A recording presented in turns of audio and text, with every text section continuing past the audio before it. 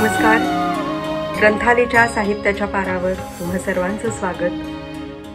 आजच्या साप्ताहिक अक्षर मैफलीच्या 46व्या भागात सहभागी होत आहेत लेखक राजीव जोशी आणि रवींद्र दामोदर लाखे. सरकीपासून सुतापर्यंत हे राजीव जोशींचं पुस्तक आणि नाटक एक मुक्त चिंतन हे रवींद्र लाखेंचं पुस्तक. या दोन्ही पुस्तकांविषयी स्वतः लेखक आपल्याशी बोलणार आहेत. कवी, लेखक, संपादक, समीक्षक राजीव जोशी. कल्याण सार्वजनिक वाचनालयाचे ते अध्यक्ष आहेत. 41 वर्ष भारतीय कापूस महामंडळात राजीव जोशी उच्च पदावर कार्यरत होते. ताजा कलम, संकीर्तन, कानामात्रा वेलांटी हे त्यांचे कविता संग्रह. कोकण मराठी साहित्य परिषदेचा आरतीप्रभू पुरस्कार त्यांच्या कविता संग्रहाला मिळालाय. संवाद या काव्यविषयक अनियतकालिकाचं राजीव जोशी संपादन करतात. अनेक नियतकालिकांमधून त्यांच्या कविता आणि लेख प्रकाशित आहेत. वस्त्र ही माणसाची मूलभूत गरज. ते वस्त्र ज्या कापसापासून तयार होतं त्या कापसाची कथा, तो पिकवणाऱ्या शेतकऱ्याची व्यथा राजीव जोशी यांनी मांडली आहे त्यांच्या सरकीपासून सुतापर्यंत या पुस्तकामध्ये. अत्यंत अभ्यासपूर्ण असं हे पुस्तक, जे कृषीतज्ञांपासून शेतकऱ्यांपर्यंत, अभ्यासकांपर्यंत सर्वांना उपयोगी ठरेल असं. राजहंस प्रकाशनाने प्रकाशित केलेल्या या पुस्तकाला महाराष्ट्र साहित्य परिषद पुणे आणि ठाणे ग्रंथसंग्रहालयाचा पुरस्कार मिळालाय. या पुस्तकाविषयी आपण राजीव जोशी यांच्याकडून ऐकूया.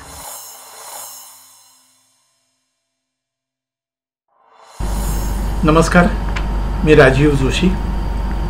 ग्रंथाली आयोजित साहित्याच्या पारावर या अभिनव उपक्रमात मला सहभागी करून घेतल्याबद्दल मी ग्रंथाली परिवाराचा, विशेषतः सुदेश हिंगलाजपूरकर, अस्मिता पांडे यांचा मनपूर्वक आभारी आहे. या निमित्ताने 2 कल्याणकर कवी ही स्क्रीन शेअर करताय हा विलक्षण योगायोग आहे. आजच्या चर्चेत मी राजहंस प्रकाशनाने प्रकाशित केलेल्या माझ्या कापूस सरकीपासून सुतापर्यंत या पुस्तकावर बोलणार आहे. वस्तुतः मी कविता लिहिणारा आणि त्यात कापसावरचं पुस्तक हा तसा विरोधाभास आहे. शेती, शेतकरी, संसाधन प्रक्रिया, कापसावरील रोगराई, कीटप्रकोप, कापसाचे बाजारभाव अशा किचकट विषयावर लेखन करण्याचा योग आला तो ज्या संस्थेत मी 41 वर्ष काम केलं त्या भारतीय कापूस महामंडळ म्हणजे CCI-मुळे. प्राध्यापिका सरोजिनीबाई वैद्य नेहमी म्हणायच्या, कविता वगैरे लिहाच, कापसात काम करताय, कापसावर मराठीतही लिहा. त्यांचं खरं होतं. महाराष्ट्रात शेतकरी मराठी, पण कापूस व्यापारात इतर भाषिकांचंच प्राबल्य. कापसाबद्दलचं बरंचसं लिखाण इंग्रजीत आहे आणि दुसरीकडे आपण मराठी ज्ञानभाषा व्हावी, अभिजात भाषा व्हावी म्हणून आक्रोश करतोय. प्युअर कॉटनचे कपडे हवेत, पण शेतकऱ्याच्या प्रश्नांबद्दल मात्र आपण अनभिज्ञ आहोत. संवेदनशीलता आपण हरवून बसलो आहोत. महाराष्ट्रातल्या शेतकऱ्यांमधील निरक्षरता, त्यांना सतत भासणारी पैशाची चणचण, निसर्गाचा लहरीपणा हे सर्व लक्षात घेता त्यांच्या मानसिकतेला समजेल अशा भाषेत कापसावर मराठीत लिहावं या प्रेरणेने निवृत्त झाल्यावर विस्तृत लेखन करायचं असं मनात ठरवून ठेवलेलं होतं.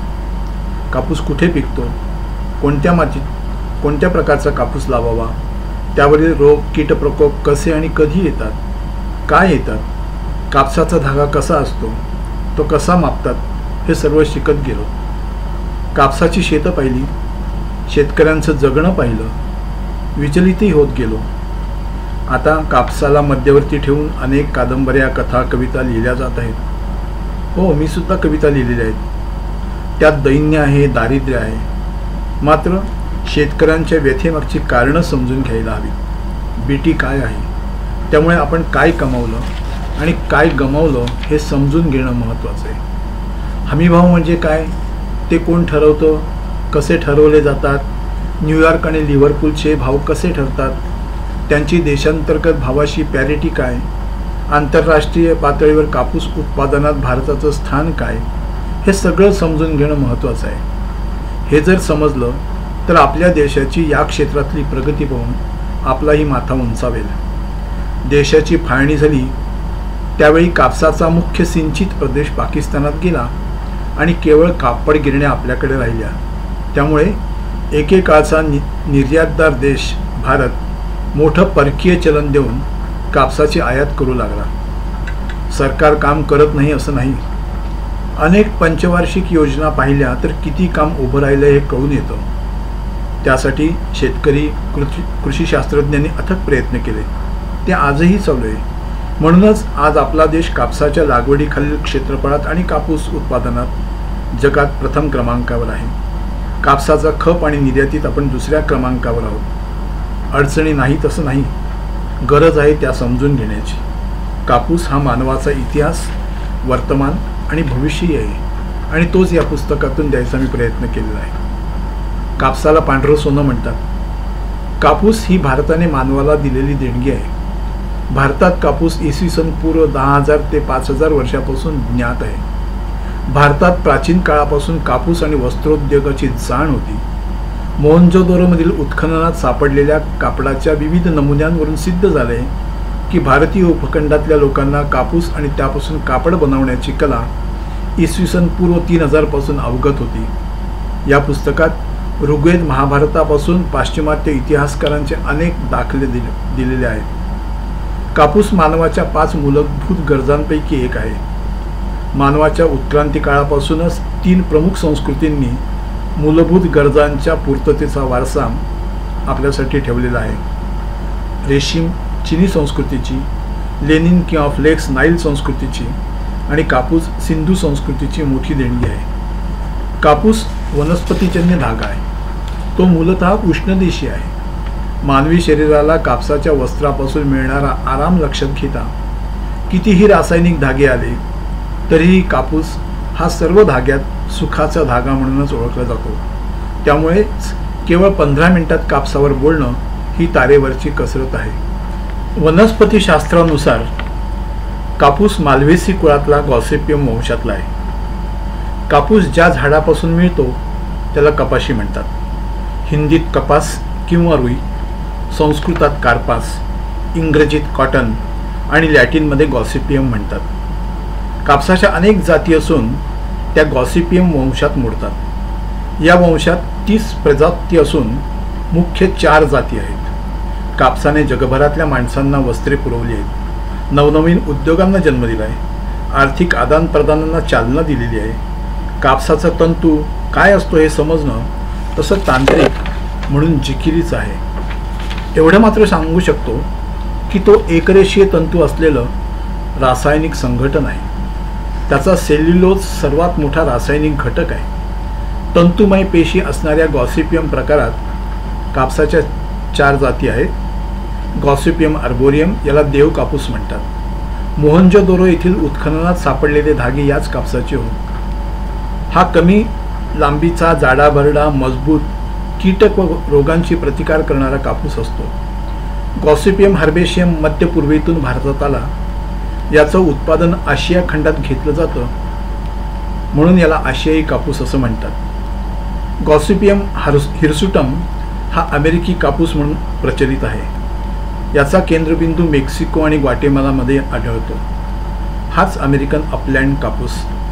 जगातील अर्ध्याहून अधिक कापूस या प्रकारचा आहे. गॉसिपियम बार्बाडेन्स सर्वाधिक गुणवत्तेचा, सर्वाधिक किंमत असलेला, अतितलम वस्त्रांकरता प्रचलित नव्या जगाचा कापूस आहे. इजिप्त, सुदान, वेस्ट इंडिज आदी देशात या कापसाचं उत्पादन होतं. भारत या 4ही जातींच्या कापसाचं उत्पन्न करणारा जगातला एकमेव देश आहे. आसाम कोमिला कापूस वैद्यकीय उपचारात महत्त्वाचा आहे आणि तो फक्त आपल्याकडेच होतो.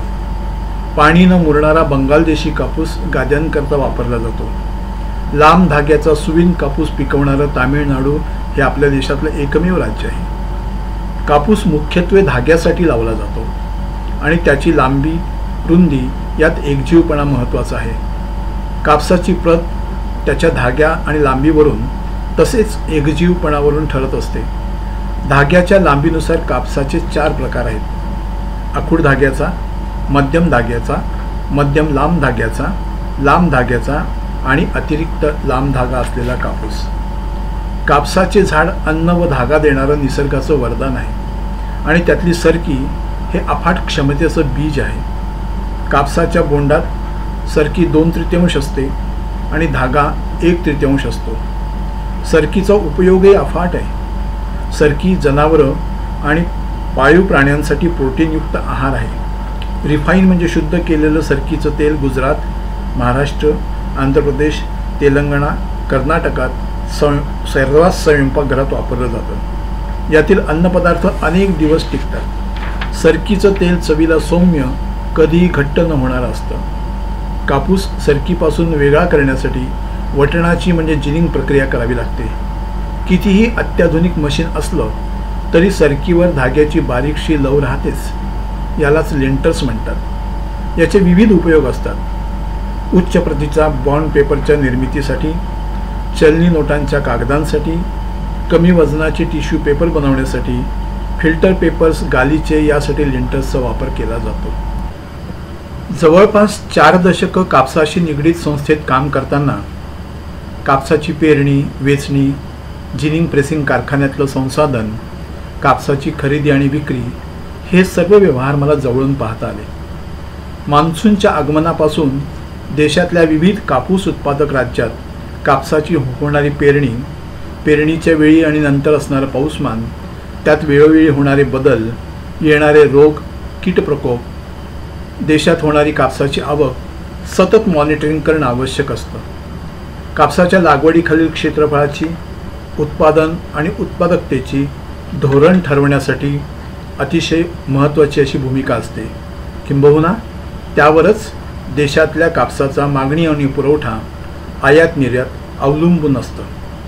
आंतरराष्ट्रीय पातळीवर अमेरिका, ब्राझील, चीन, पाकिस्तान हे महत्त्वाचे प्लेयर्स आहेत. आपल्या शेजारील चीनमध्ये होणाऱ्या कापूस उत्पादनाचे एकूणच आयात निर्यातीवर तसेच राष्ट्रीय व आंतरराष्ट्रीय कापसाच्या भावावर सतत परिणाम होत असतात. याचं कारण चीन हा कापसाचा सर्वात मोठा कन्झ्युमर आणि आयातदारही आहे हे आपण लक्षात घ्यायला हवं. महत्त्वाची गोष्ट म्हणजे कापूस उत्पादनामध्ये आपल्या देशामध्ये महाराष्ट्र अतिशय महत्त्वाचं राज्य आहे.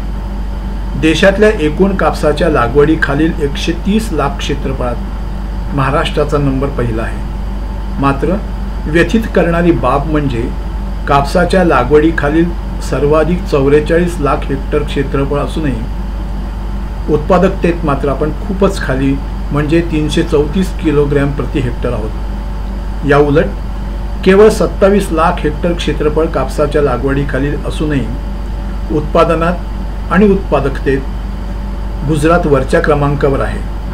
गुजरातमध्ये कापसाचं उत्पादन 90 लाख गाठी होतं आणि उत्पादकता 575 किलोग्राम प्रति हेक्टर आहे. 1 हेक्टर क्षेत्रफळातून किती किलोग्रॅम कापूस निघतो याला उत्पादकता म्हणतात. फॅशनच्या कोणत्याही जमान्यात शरीराला साजेसं आरामदायित्व, सुटसुटीतपणा यासाठी मानवाची सुती कापडांनाच अधिक पसंती असते.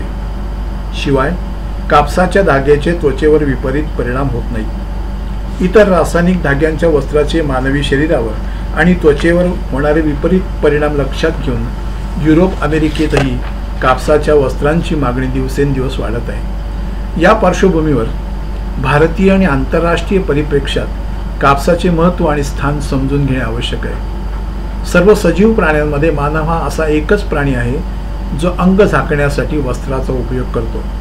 किंबहुना जन्मल्यापासून मृत्यूपर्यंत माणसाची साथ देणारा कापूस हाच एकमेव धागा आहे. स्वातंत्र्यपूर्व काळातला अखंडित भारत इंग्लंडसाठी तिथल्या गिरण्यांना कच्चा माल पुरवणारा हब होता. अमेरिकेतील कापसाच्या पुरवठ्याला पर्याय म्हणून भारतात कापूस उत्पादन वाढवण्याचे विविध प्रयोग इंग्रजांनी आपल्या देशात केले. माल्टा, मॉरिशस, कंबोडिया, न्यू ऑर्लिन्स इथला कापूस भारतात रुजवायचा प्रयत्न ब्रिटिशांनी केला. कापसाचं उत्पन्न आणि विक्री वाढवण्यासाठी ब्रिटिशांनी विविध प्रयोग केले, सुधारणा केल्या आणि कायदेही केले.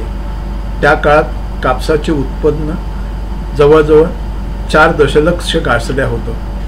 दुसऱ्या महायुद्धापूर्वी देशात कापसाच्या लागवडीखालील क्षेत्रफळ आणि उत्पादनात बऱ्यापैकी स्थिरताही आलेली होती. मात्र दुसऱ्या महायुद्धात अन्नधान्याचा तुटवडा भासू नये म्हणून अन्नधान्याला महत्त्व देण्यात आलं. परिणामी देशातल्या कापसाच्या उत्पादनावर परिणाम झाला. दुसरा धक्का आपल्याला फाळणीनंतर बसला. कापसाच्या मूल जातीच्या लागवडीखालील मोठा भूभाग पाकिस्तानात गेला आणि कापड गिरण्या भारतात राहिल्या. भारतातील गिरण्यांची कापसाची मागणी पूर्ण करणे तत्कालीन राज्यकर्त्यांसमोर आव्हान होतं. सरकारने कृषी तंत्रज्ञान क्षेत्रात नवनवीन संशोधन करण्यास प्रोत्साहन दिलं. संशोधनासाठी वेगवेगळ्या ठिकाणी प्रयोगशाळा सुरू केल्या. याचा परिणाम म्हणून वनस्पतीशास्त्रातल्या संकर शक्तीचा उपयोग करून कापसाचे संकर करण्यात आले. सुरत येथील कापूस संशोधन केंद्राने विकसित केलेल्या संकर 4 हा संकरित कापूस व्यापारी उत्पादनासाठी वितरित करण्यात आला. आपण पाहिलंच आहे की आर्बोरियम, हर्बेसियम, हिरसुटम आणि बार्बाडेन्स या कापसाच्या 4 जाती आहेत. पहिल्या 2 हलक्या दर्जाच्या तर उर्वरित 2 उच्च दर्जाच्या अधिक उत्पादन देणाऱ्या जाती आहेत. या सर्व जातींचे स्वतःचे अनुवांशिक गुणधर्म आहेत. त्यांचा संकर करून कापसाच्या दर्जात आणि गुणवत्तेत बदल करणे म्हणजेच संकर. गुजरातेत पिकवल्या जाणाऱ्या संकर प्रकारातल्या जातींना आजही अनेक देशात आणि परदेशात प्रचंड मागणी आहे. रंगभूमी आणि कविता लेखन हा ज्यांचा जिव्हाळ्याचा आस्थेचा विषय असे कवी, नाटककार, नाट्य दिग्दर्शक रवींद्र लाखे गेल्या 40 वर्षांहून अधिक काळ प्रायोगिक रंगभूमी आणि साहित्य क्षेत्रात ते कार्यरत आहेत. जिव्हार, संपर्क क्षेत्राच्या बाहेर अस्वस्थांतराच्या कविता, जीवे लागणीच्या कविता, खानोलकरांवरचं ललित लेखन, आरभाट नोंदींचं प्रकरण असं त्यांचं विविधांगी लेखन प्रकाशित आहे. राज्य शासनाच्या कवी केशवसूत पुरस्काराने रवींद्र लाखे सन्मानित आहेत. त्यांनी दिग्दर्शित केलेल्या अनेक नाटकांची, एकांकिकांची, या प्रयोगांची दखल राज्य आणि राष्ट्रीय पातळीवर घेतली गेली. त्यांच्या तालमीत तयार झालेले अनेक कलाकार आज मोठ्या आणि छोट्या पडद्यावर कार्यरत आहेत. कलेच्या माध्यमातून चिरंतनाचा, शाश्वताचा शोध घेऊ पाहणारा हा कलावंत आपलं नाट्यविषयक चिंतन त्यांनी नाटक एक मुक्त चिंतन या पुस्तकात कशा पद्धतीने मांडलंय हे त्यांच्याच मनोगतातून ऐकूया. लेखक रवींद्र लाखे.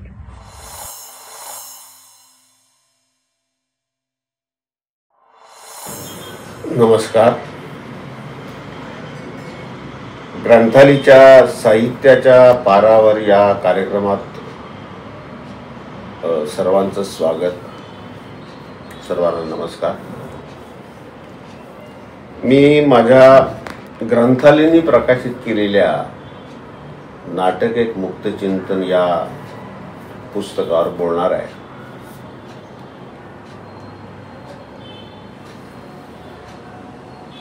या पुस्तकावर बोलताना मला थोडंफार माझ्या या रंगकर्मी म्हणून कामाच्या बाबतीत काही पार्श्वभूमी सांगितली पाहिजे. ना धड मी कवी, ना रंगकर्मी, ना चित्रकार, ना कुणी असा एक केवळ रसिक आहे, कलाकार नाही. मी काही रंगभूमीचा स्वतःला सेवक वगैरे मानत नाही. मी माझाच सेवक आहे. रंगभूमीशी मी निगडीत आहे ते केवळ स्वार्थापोटी. जी आहे ती रंगभूमी बदलायची वगैरे, क्रांती करायची वगैरे असं काही माझ्या मनात नव्हतं. मी माझ्यासाठी, माझ्या आतल्या वाढीसाठी, माझ्या आतल्या विकासासाठी नाटक करत असल्यामुळे मला प्रगल्भ करणारी नाटक संहिताच मी निवडत गेलो. काल जो मी असतो त्याची आज मोडतोड झाली पाहिजे अशा उद्देशानेच मी नाटकं निवडतो. हे सांगायचं कारण असं की कला म्हटलं की तिचा संबंध प्युअर माइंडशी येतो, केवळ माइंडशी नाही, प्युअर माइंडशी येतो. आणि ती प्युरिटी गाठायची तर ती कलेतनच गाठायची असं कुठेतरी डोक्यात होतं. माझ्या जीवन जाणीवा व्यापक करणारी कुठलीही गोष्ट मी करत आलो, त्यातलंच नाटक ही एक गोष्ट आहे. मला नाटक यातल्या तंत्रापेक्षा मंत्र जास्त भावतो. तंत्र ही बुद्धीला कळणारी गोष्ट आहे, मंत्र ही बुद्धी आणि मन मिळून समग्रतेनं कळणारी गोष्ट आहे. मंत्र कळायला मनाचा जो मोकळेपणा आहे तो असायला हवा, म्हणजेच मन निकोप असायला हवं, मन प्युअर असायला हवं, मन शुद्ध असायला हवं.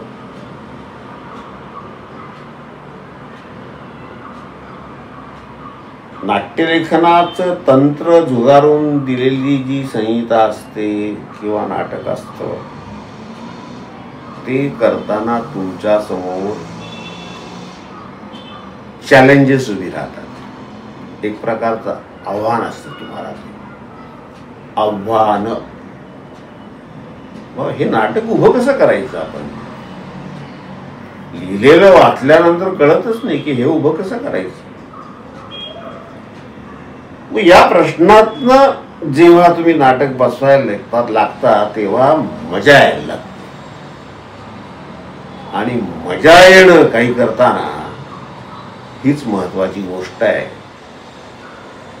आणि मजा यायला परत शेवटी तुमचं मन जे आहे ते तेवढं मजा घेण्यासाठी उद्युक्त असणार, व्यापक असायला लागतं. त्या दृष्टीने मी नेहमी नाटकं निवडत आलो. आता ही पार्श्वभूमी झाली, परंतु हे पुस्तक जे आहे, हे पुस्तक लिहिण्यामागची प्रेरणा आणि हे कसं लिहिलं गेलं त्याची वेगळी गोष्ट आहे. हे पुस्तक लिहिण्यामागच्या प्रेरणेसंदर्भात मी बोलतोय. नाटकावर काही आपण पुस्तक लिहावं वगैरे असं काही माझ्या मनात नव्हतं. मी चंप्र देशपांडेंची नाटकं जास्त केली. चंप्र देशपांडेंची नाटकं ही प्रत्येक नाटक मला चॅलेंज वाटत आलं आणि त्यातनं मी खूप शिकत गेलो. म्हणजे नाटक नाही तर नाटकाबाहेरील काही गोष्टी, आपलं मन म्हणजे काय आणि आपल्या मनाच्या हालचाली कशा होत असतात आणि त्या हालचालीचे परिणाम काय होत असतात.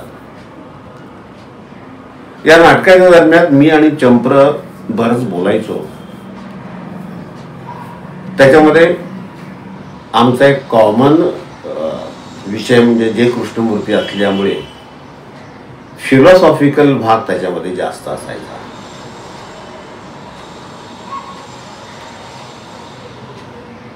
त्या फिलॉसॉफिकल भागामध्ये मला असं गवसलं की मी नाटक करतोय तर नाटक करण्याच्या बाबतीत माझी एक फिक्स फिलॉसॉफी नको, फिक्स तंत्र नको, फिक्स पठडी नको, पण फिलॉसॉफिकल माइंड पाहिजे. हे चंप्र आणि मी आमच्या डिस्कशन्स मधनं मला सापडलेलं तत्व.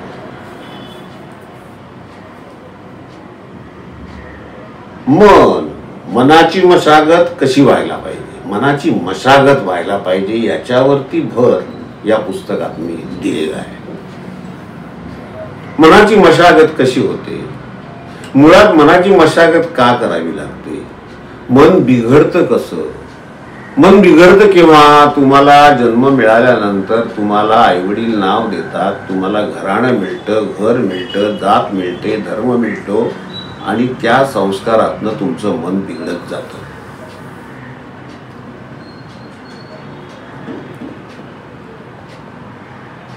तुमच्या मनाला सवयी लागतात काही त्या त्या जातीतल्या, त्या त्या घरातल्या, आणि त्यातून रंगभूमीवरती काम करताना जे अडथळे निर्माण होतात ते अडथळे मनाचेच असतात. त्यामुळे मनाची मशागत करून मन प्युअर करणं, शुद्ध करणं याकडे जास्त माझा ओढा होता. त्यावर भर देऊनच हे पुस्तक लिहिलंय. आता मी एक जय कृष्णमूर्तींचं एक तत्वच संपूर्ण या कलेला, काय कुठल्याही कलेला मी लावलेलं आहे. पण ते तंत्र म्हणता येत नाही, तत्वज्ञानही म्हणता येत नाही.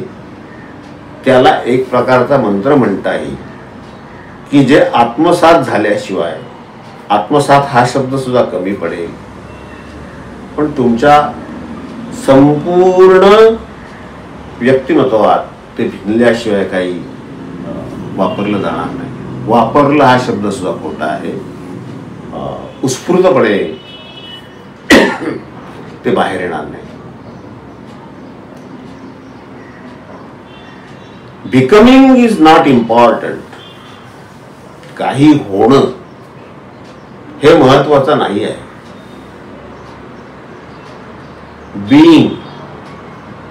being is more important than becoming. माणसाच्या मनामध्ये जो कॉन्फ्लिक्ट निर्माण होतो तो या बीइंग आणि बिकमिंग मधनच होतो. तो बीइंग कडे दुर्लक्ष करतो आणि बिकमिंग कडे लक्ष देतो. नाटकामध्ये दिग्दर्शकाने दिग्दर्शक केवळ असायचं असतं, दिग्दर्शक व्हायचं नाही. नटांनी केवळ नट असायचं असतं, नट व्हायचा प्रयत्न करायचा नाही.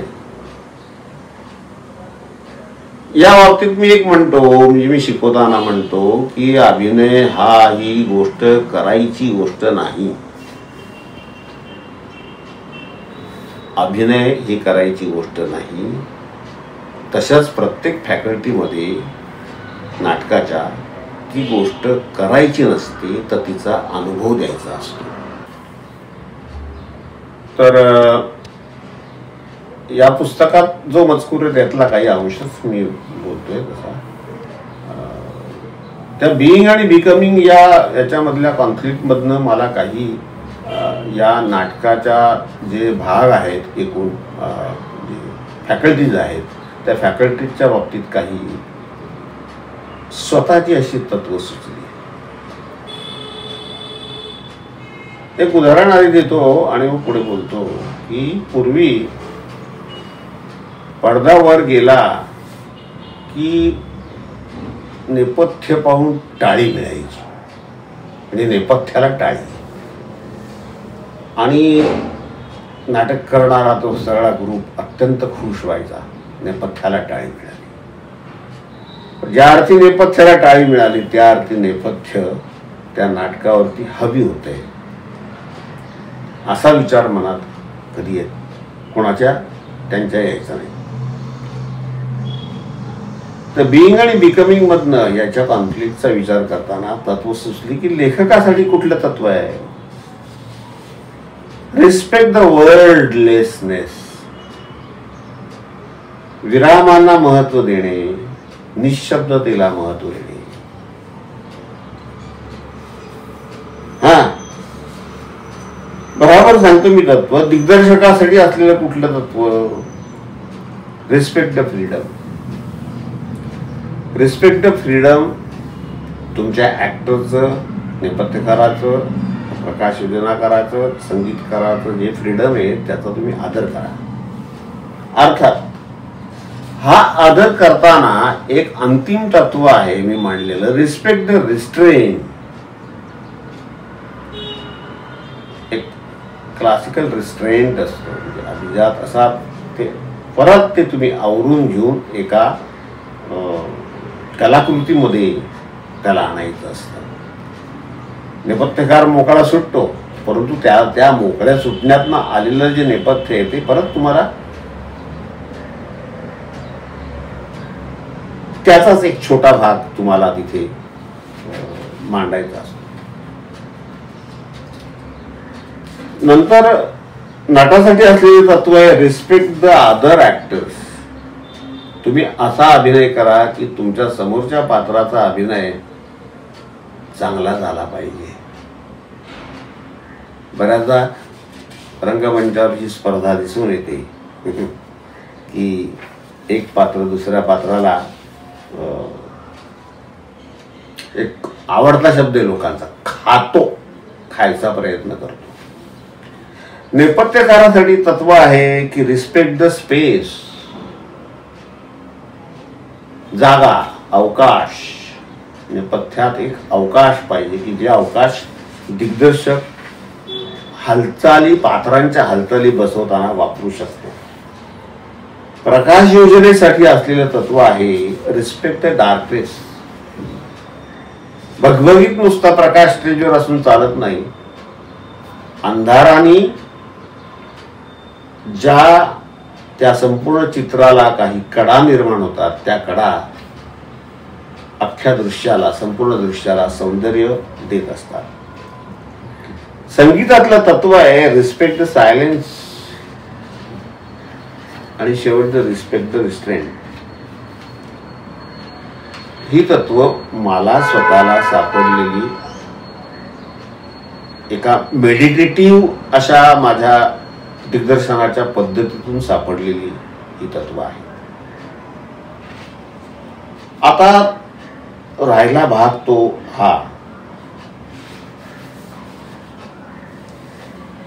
नटाला पण मन असतं, परंतु नटाचं मन जे आहे ते मन नटाचं न राहता त्याचं स्वतःचं जेव्हा होतं तेव्हा त्याला नाटकाच्या तालमी ज्या आहेत, नाटकात करायचे कष्ट जे आहेत त्याचा त्रास व्हायला लागतो. त्याची तेवढी सहन करायची शक्ती नसते. गुर्जीपूर्ण एक रशियन तत्वज्ञ फिलॉसॉफर होता. तो फिलॉसॉफर दमवायचा त्याच्या शिष्यांना, इतका दमवायचा की त्यांच्या शरीराची भावना नष्ट व्हायची आणि केवळ मन जागृत असायचं आणि त्या जागृत मनाकडनं ते साधना करून घ्यायचे. तर एकूण सांगण्याचा मुद्दा असा की ज्या मनाची मशागत करायची आहे ते देह जाणीवांनी लडबडलेलं नसावं. कला ही जी गोष्ट आहे ही कुठल्या नैतिक किंवा धार्मिक प्रश्नात बांधू ठेवू शकत नाही. ही साधना आहे, आध्यात्मिक साधना असते तशीच नाटक ही कला जी आहे ही एक साधना आहे. जशी आध्यात्मिक साधनेमध्ये तुम्हाला एक दर्शन घडतं, दर्शन, तसं तुम्ही सादर करत असलेल्या नाटकामधून दर्शन घडायला पाहिजे, प्रदर्शन घडता कामा नये. नाटक म्हणजे प्रदर्शन नव्हे. शरीर आणि मन उघडं वागडं करणं म्हणजे वाईट गोष्ट नव्हे. रिहर्सल करतानाही ते तसंच हवं, प्रयोग करतानाही तसंच हवं. आणि हे सर्व भावविवश न होता तुम्ही करत असलेल्या रिहर्सल्स मधून जे तुमच्याकडे प्रभुत्व आलेलं असतं त्यातनं घडतं. ही शुद्धी क्रिया असते. हे सगळं आपल्या व्यक्तिमत्वाला सुधारणारं किंवा समृद्ध करणारं असतं.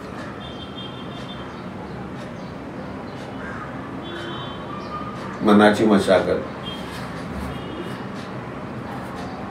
कशी होते या बाबतीत अनेक गोष्टी या माझ्या पुस्तकामध्ये आहे. आणि याचा बेसच हा आहे की कुठलीही कला ही प्युअर माइंड असल्याशिवाय